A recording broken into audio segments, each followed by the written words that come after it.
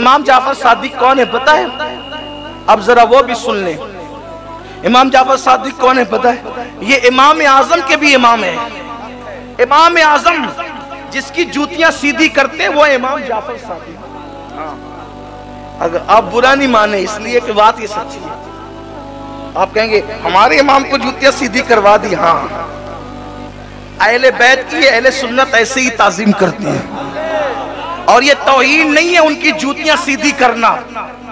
औरों के यहाँ झुकने से बहुत ज्यादा सिला मिलता है अहले बैत के यहाँ झुकने। हाँ, और अब दूसरा तारुफ कराओ इमाम जाफर सादिक का।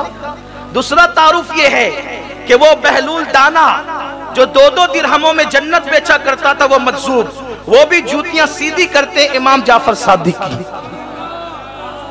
जिसकी जूती सीधी करने वाले लोग इतने बड़े हैं, उसकी जूती कितनी अजीम होगी, और जिसकी जूती इतनी अजीम होगी उसके पैर कितने अजीम होंगे, और जिसके पैर इतने अजीम होंगे उसका सर कितना अजीम होगा। उस जात को कहते हैं जाफर सादिक, जिसे कुदरत ने जन्नत बेचने का इख्तियार दिया। अब जब बहलूल जन्नत बेच सकता है उनका गुलाम, तो ये क्यों नहीं बेच सकते? मुझे बात है इमाम जाफर सादिक, अगला महीना उन्हीं का है। उनका भी महीना आएगा तो लोगों को बड़ी मिर्गी के मर्ज आते हैं। वो ये तो फुला करता है त्योहार के, तुम क्यों करते हो? तो वो फुला नाचता है तो तुम लोग नाचना बंद नहीं करते। तो वो फुला करके त्योहार, तो हम क्यों उसको बंद कर दें? क्यों? इसलिए कि उसकी नीयत अलग है, हमारी नीयत अलग है। उसकी नीयत किसी की वफात का जश्न है, हमारी नीयत किसी की बारगाह में इसाल सवाब है। तो ये अमाल का सवाब तो नीयतों पर है ना। आप अब हमारी नीयतों को भी जांचने लगे। खुदा कर अल्लाह अल्लाह इन्हें तौफीक दे। अब मैं गुफ्तगू इख्तिताम पे पहुंचाता हूँ। अब गुफ्तगू मुकम्मल नहीं करूंगा इख्तिताम को, आप थक ना जाए।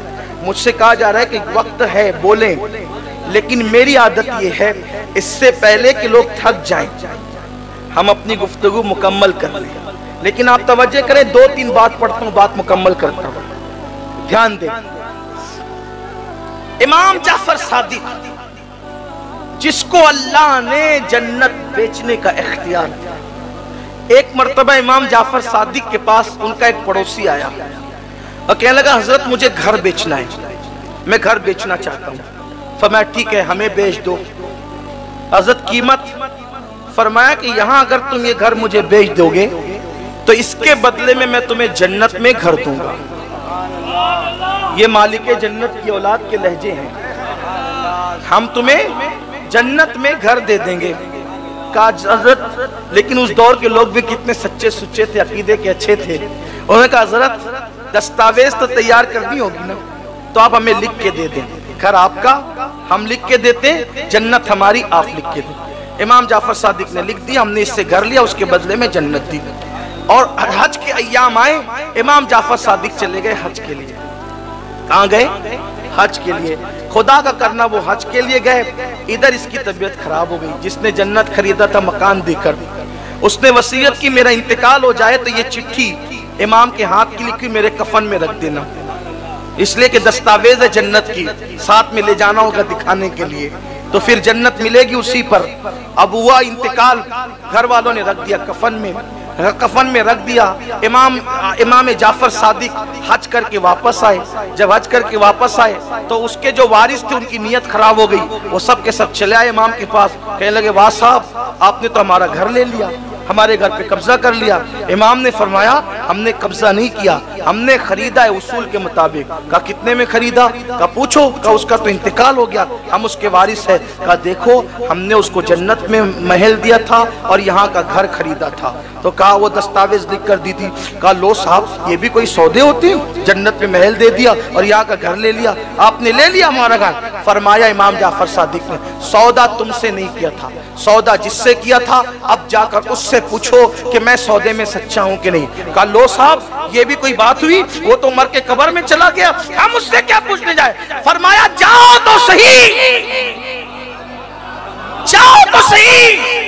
अल्लाह अकबर, सीरत निगार लिखते, जब वो पहुंचे उसकी कब्र पर तो जो चिट्ठी उन्होंने अपने हाथ से उसके कफन में रखी थी, वो चिट्ठी उस कब्र पर पड़ी हुई थी। एक तरफ इमाम जाफर सादिक की तहरीर थी और दूसरी तरफ उसकी तहरीर थी कि इमाम ने जो वादा किया था उस वादे के महल मिल चुका है। अस्सलामु अलैकुम वरहमतुल्लाहि वबरकातुहू। सब्सक्राइब कीजिए हमारे यूट्यूब चैनल को और साथ ही साथ बेल आइकन पर क्लिक कर दीजिए ताकि हमारे नए वीडियोस सबसे पहले देखने के